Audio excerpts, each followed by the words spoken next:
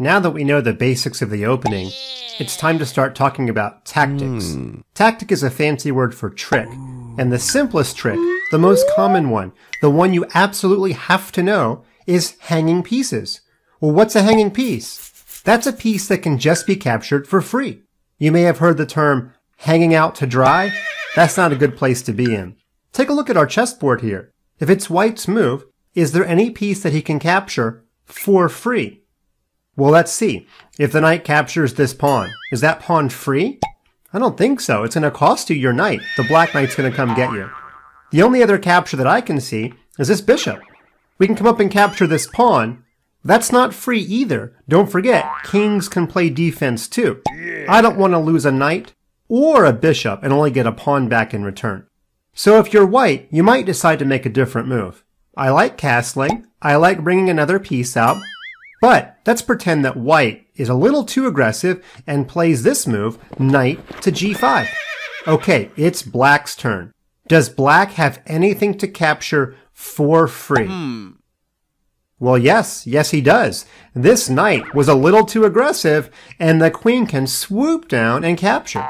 Now, before you make any capture in chess, you have to look at the entire army of your opponent. You wouldn't want to bring your queen out so early and have her get captured. There's really no mystery to this. It's just about looking at the entire board. It's kind of like when you watch cartoons on TV. You have to notice the entire television screen. Otherwise, you'd have a Roadrunner and no Coyote, and that wouldn't be a very good cartoon.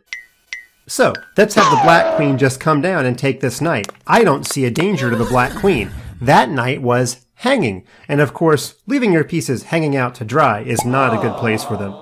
Okay, White's turn again. Pretend White doesn't see what's coming next and plays the move d4. This move is actually kind of tricky. If you're Black, you might realize, hey, your bishop is hanging. It's about to be captured. But if you focus too much on your bishop, maybe you'll decide to capture this white pawn, which, by the way, was also kind of hanging, wasn't it? Then, White will come up and capture your queen. I hope you saw that before I played it. Black's queen was hanging. Very, very tricky move by White. Let's back up and see what Black should have done. When this pawn came forward to d4, it's more important to notice when your queen is hanging than your bishop. Because if you can only save one, certainly you should save the queen.